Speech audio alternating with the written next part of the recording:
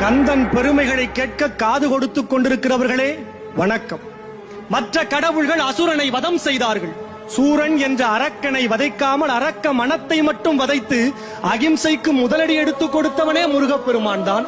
சந்த கவிதைகளால் கந்த பெருமாளை தமிழுக்கு சொந்த கடவுளாக்கி தந்த அருணகிரியின் திருப்புகழ் பற்றி பேச வந்திருக்கிறேன். வாய் மணக்க மணக்க. திருக்குறளாய் உயர்ந்து நிற்கும் திருப்புகழை படித்தால் வெறுப்புகளை விலக வைக்கும், பொறுப்புகளை உணர வைக்கும். திருப்புகழ் பாடினால் முருகன் தோன்றுவாரா?